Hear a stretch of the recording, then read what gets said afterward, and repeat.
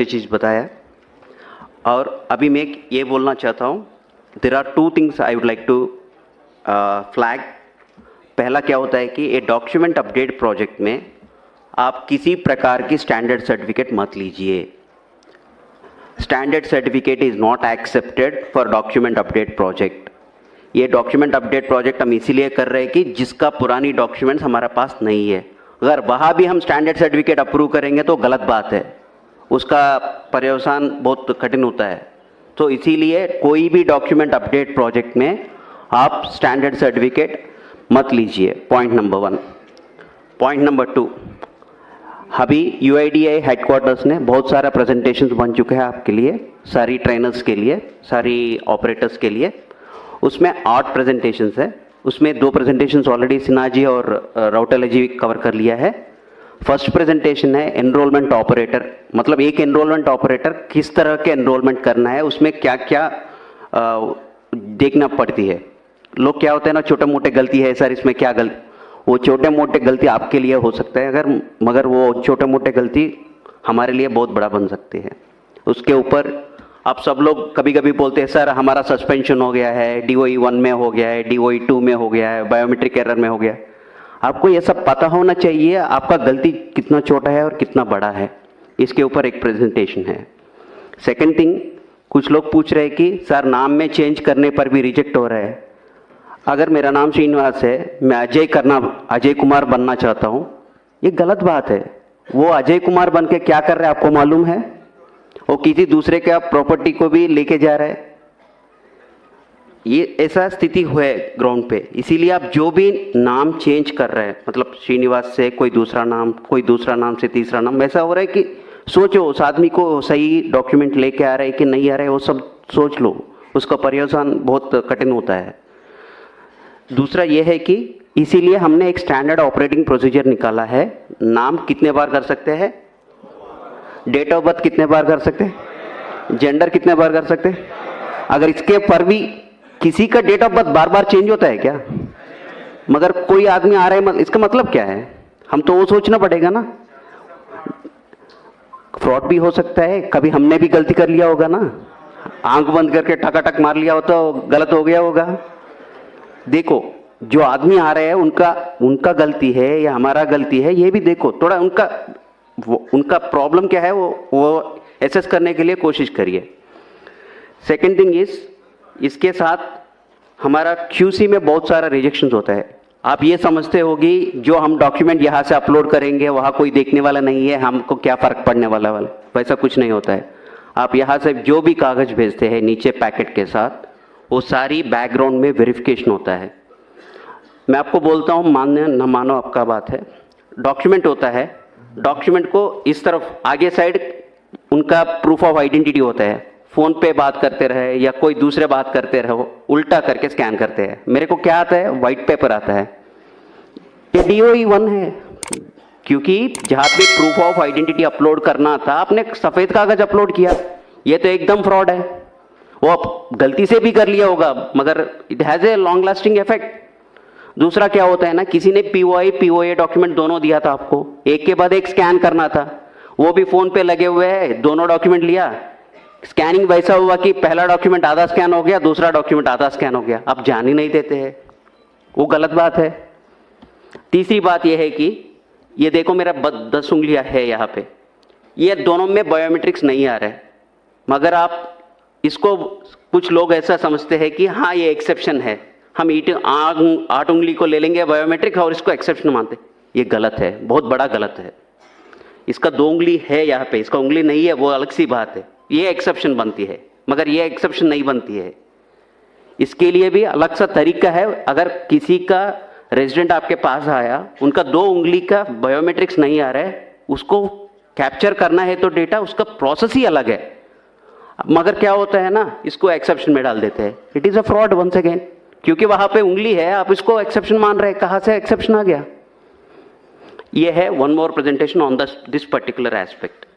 इसके बाद क्या होता है, राउटेला साहब ने बताया था कि किसी ने वो आपको फ़ोन पे बोलता है अभी आधा घंटा में आप नहीं करेंगे तो आपका दुकान बंद हो जाएगी, आपका क्लाइंट बंद हो जाएगी। ये सब क्या होता है, आपको मैसेजेस आता है ना क्रेडिट कार्ड्स वगैरह वगैरह में, आगे आधा घंटा में बिजली का बिल नहीं भरेगा तो आपका बिजली काट जाएगी, वो सब फॉल्स है ना, मालूम है ना आप लोग सबको। वैसा ही आपका सिस्टम को कोई एक्सेस कर रहे हैं तो आप एक्सेस क्यों कर रहे हैं, ये गलत बात है, ये भी नहीं करना चाहिए। इसके ऊपर टेक्निकल एस्पेक्ट्स, मतलब जो चीज आप करना है, जो चीज नहीं करना है, इंफॉर्मेशन सिक्योरिटी गाइडलाइंस क्या है, उसके ऊपर एक प्रेजेंटेशन है। इन एडिशन टू दैट, जो नीचे ग्राउंड पे लोग होता है ना, कभी कभी क्या होता है ना, आपको लगता है ये बहुत ट्रिवियल है, इंटरनेट केबल उस दिन ठीक से नहीं लगाया होगा, बोलते हैं आधार वाले ने आज सर्वर चालू नहीं किया, मेरे को सिस्टम नहीं ऑनलाइन हो रहा है। वैसा भी स्थिति है ग्राउंड पे। छोटे मोटे चीज होता है, कभी कभी आपका सिस्टम को रीस्टार्ट करना पड़ता है, एक सर्विस को रीस्टार्ट करना पड़ता है, वो कुछ भी नहीं करते हैं, बोलते हैं आज आधार का सर्वर काम नहीं कर रहे, वो गलत बात है। ये छोटे मोटे, बहुत छोटे मोटे चीज है जो हम मोबाइल सब लोग यूज करते हैं, अगर कुछ हैंग हो गया तो रीस्टार्ट करेंगे तो काम करते हैं। वैसा कुछ चीजें हैं जहां पे आपको ध्यान दे के जो आपको 5-10 मिनट में प्रॉब्लम सॉल्व कर सकते हैं। मगर क्या होता है ना, लोग सोचते हैं कि ये गलत हो गया कुछ, आज सिस्टम नहीं चल रहा है, ये भी गलत है। इसके ऊपर एक प्रेजेंटेशन है, टेक्निकल एस्पेक्ट्स, मतलब आपकी क्लाइंट को कैसा देखना है, उसमें छोटा मोटा प्रॉब्लम्स आ गया तो कैसा करना है। तीसरा प्रेजेंटेशन यह है कि आपको हर दिन जीपीएस आपको सिंक करना होता है। मगर क्या होता है ना, कभी कभी जल्दीबाजी में आप जीपीएस कनेक्ट करने के टाइम पे उसका जो समय देना है 30 सेकंड या 15 सेकंड का टाइम देना है, आप नहीं देते हैं। आपका लैटिट्यूड लॉन्गिट्यूड आता है 00 00 लैटिट्यूड लॉन्गिट्यूड कहाँ पे है, इक्वेटर पे है, वो इंडिया में है क्या? जो उस दिन आपने मान लो 300 पैकेट्स कर लिया, 200 पैकेट्स कर लिया, सब खराब हो गया क्योंकि ये इंडिया में नहीं हुआ है। हमको ये मानता है कि हमारा इंडिया का लैटिट्यूड लॉन्गिट्यूड आएगा तो हम प्रोसेस करेंगे। मगर आप 00 लैटिट्यूड लॉन्गिट्यूड ले ले या कोई दूसरे जगह का लैटिट्यूड लॉन्गिट्यूड, ये सब क्या होता है ना, जल्दबाज में होता है। ऐसा काम बंद करिए। थोड़ा सा 2-3 मिनट का आप टाइम दे दिया तो सब लोग ऐसा नहीं कर रहे, 1% 2% ही लोग करते हैं वैसा, वो भी जानबूझ के नहीं करते हैं। जहाँ पे टेक्निकल एस्पेक्ट्स पे ध्यान देना है वो नहीं देगा तो ये ऐसा छोटा मोटा एरर्स होता है। ये आपके लिए भी कष्ट है, जो आपके पास काम करने के लिए आया था उसका भी कष्ट है। ये बोलेगा अगर इसके शॉप में जाएंगे तो कभी भी मेरा आधार नहीं आता है, ये भी फैला जाता है तो आपके पास कोई भी नहीं आता है। देखो छोटा सा चीज कितना महंगाई पड़ जाएगी। Now coming back to our original presentation, मैंने इतना सारा बोल दिया, मैंने DOE1 एरर, नाम क्यों नहीं चेंज करना है, जेंडर क्यों नहीं चेंज करना है। कभी कभी क्या होता है ना, आपको मालूम है उसने गलत डॉक्यूमेंट लाया हुआ है, वो बोलता है, जबरदस्ती करता है आपके ऊपर, ये डॉक्यूमेंट अपलोड करो, आप करते हैं। मगर अगर वो आदमी सही नहीं है तो उसका क्या होता है, उसका रिपरकशन ज़्यादा होता है, आपको देखना पड़ेगा इसको, देख कैसा होगा।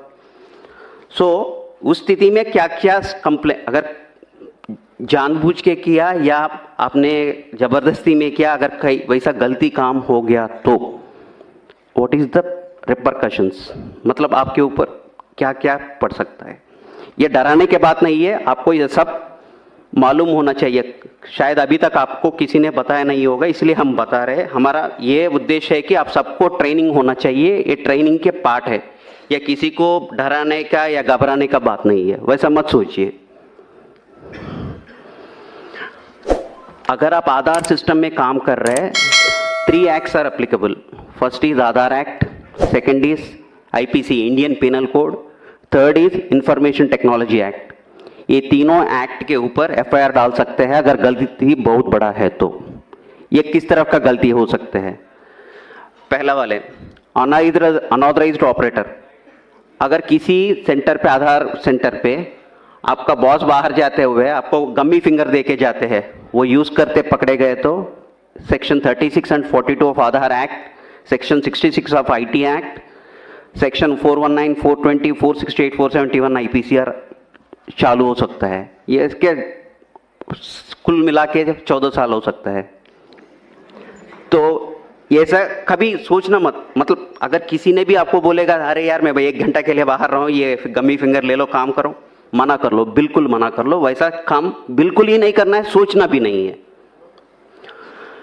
आपको कभी कभी क्या होता है ना, आपको CSC सेंटर होता है कई सेंटर पे, उस दिन घर में कुछ शादी है, कुछ काम है, क्या करते हैं, हाँ यार सिस्टम लेके घर में करेंगे, क्या फर्क पड़ेगा। हमको सब पता चलता है आपका सिस्टम कहाँ होना है। आप सुबह सुबह GPS सिंक करते हैं ना, तब मेरे को पता चलता है आपका सिस्टम कहाँ पे है। वो सिस्टम से मैं सोचता हूँ ये यहाँ पे है या कहीं दूसरा जगह काम कर रहा है। मतलब जहाँ पे आप काम करना चाहिए वही काम करना है। अगर सिस्टम लेके घर में करो या राजस्थान ऑपरेटर जाके दिल्ली में काम करो, दिल्ली वाले जाके जम्मू कश्मीर का काम करो, वैसा नहीं करना चाहिए। अगर उस तरह का काम करेगा तो फिर से उसके ऊपर ये सारी सेक्शंस चालू हो सकता है। ये सब मत करना है। Next one is ECMP client operator compromised. ये देखो अभी बोल रहा हूं मैं, आप किसी को आपका रिमोट डेस्क दे दिया, आपने आपका सिस्टम को कॉपी कर लिया, इसमें आपका कोई दोष नहीं है, गलती नहीं है, मगर क्या हो गया, आप उसका पार्टी बन गया। आप वो सिस्टम का आपका सिस्टम्स डिटेल्स लेके कहीं दूसरे जगह सिस्टम चल रहा है, उसको जवाब कौन देने पड़ेगा? आप लोगों को ही देना पड़ेगा। किसने बोला आपको देने को? आपने उस समय क्यों नहीं सोचा था ये सिस्टम देना है, ये सही आदमी है, गलत आदमी है, कौन है, सोचना पड़ेगा ना उस वक्त। वो भी नहीं करेगा तो भी उसके ऊपर भी इतना सारा सेक्शंस लागू हो जाएगा। अगर आपके पास बहुत लोग आते हैं, किसी ने, मैं आपके पास आया था, मैं अपना POA डॉक्यूमेंट्स आपको दिया था, आपने मेरा आधार पैकेट बनवाया था। अगर आप उस समय एक एक्स्ट्रा जेरोक्स कॉपी निकला या किसी को आपकी पास जो भी रेजिडेंट्स आ रहे हैं उसका आइडेंटिटी इंफॉर्मेशन किसी दूसरे के साथ शेयर कर लिया, वो बहुत बड़ा गलत है, वैसा मत करिए। Section 37 of Aadhaar act is applicable in such case. मतलब आपके पास कोई भी आ रहा है आदमी, उनका जो भी डिटेल्स है, वो पर्सनल डिटेल्स है या एड्रेस डिटेल है, जो कुछ भी है वो किसी के साथ नहीं शेयर करना है किसी भी स्थिति में। वो RO पूछेगा, RO को बोलना पड़ेगा, इसके मतलब नहीं है RO को नहीं बोलेंगे, नहीं। जब इंक्वायरी आएगा RO को बोलना ही पड़ेगा। मतलब आपस में किसी दूसरे के साथ वो किसी का डिटेल्स नहीं शेयर करना है। अभी तक सर ने बताया कि फोन करेंगे हम, अगर 5 लोग बोलेगा कि हाँ ये ज्यादा चार्ज कर रहे हैं, हाँ हो जाएगा, डिसएसोसिएशन हो जाएगा, सस्पेंशन हो जाएगा, फाइनेंशियल पेनल्टीज लग जाएगी। ये सब क्यों करना है? जब आपको सरकार ने नोटिफाई किया था इतना ही पैसा लेना है, उतना ही पैसा ले लीजिए ना। अगर एक भी रुपए ज्यादा ले लिया उसके पर्यवसान के ऊपर, ये देखो section 42 of the Aadhaar act will be applicable on that. ये सब सेक्शंस, इसका सजा वगैरह वगैरह सब आपकी आधार का जो किताब है ना, छोटा किताब है ना, उसमें सारी इसका इंफॉर्मेशन मिला है। ये देखो, appropriating the identity of an Aadhaar number holder by changing or attempting to change the demographic or biometric information of an Aadhaar number holder। ये मैं वो ही बोल रहा हूँ, किसी दूसरे का आधार व्यक्ति का, मान लो मेरा नाम श्रीनिवास है, आपको मालूम है मेरा नाम श्रीनिवास है, कोई मैं आके आपको बोला अरे यार मेरा नाम श्रीनिवास से कुमार राकेश सिन्हा कर लो, मैं कुछ काम करना है उसके नाम पे बोल के बोलेगा, तो आप उसमें पार्ट मत लेना। वो सारी वैसा ट्रांजैक्शंस को, सस्पिशियस ट्रांजैक्शंस है, उसको एंकरेज मत करो और से strong on such transactions and don't encourage such transactions. उसका बहुत बड़ा असर हो जाता है। दूसरा यह है कि pretending to be an agency unauthorised to collect identity information of resident. आप CSC पहले था, अभी किसी के कारण से आपका डिसकंटिन्यूएशन हो गया है, आप लोगों को ये मत बताना कि हाँ अभी भी मैं आधार का ऑपरेटर हूँ, मैं काम कर सकता हूँ, आपका ये करवा सकता हूँ, वो करवा सकता हूँ बोल के मत बताना। अगर वो भी करेगा वो भी गलत है, उसका भी पेनल्टी 3 साल की है सजा है और 10,000 की पेनल्टी है। और दूसरा ये है कि intentionally transmitting information collected during enrolment authentication to unauthorised person. मतलब आप पहले भी वही बताया था, किसी के साथ आप इंफॉर्मेशन शेयर करेगा तो 3 साल की सजा और 10,000 का पेनल्टी, कभी कभी 1 लाख की पेनल्टी भी हो सकता है कि कंपनी के ऊपर, अगर कंपनी इन्वॉल्व है तो उसमें। ये unauthorised access to central identity data repository, मतलब कोई दूसरा की तरफ से कंप्यूटर के साथ कोई सॉफ्टवेयर, डुप्लीकेट सॉफ्टवेयर यूज करके जो भी करेगा वो सब ऑलरेडी एक्ट में इंक्लूडेड है।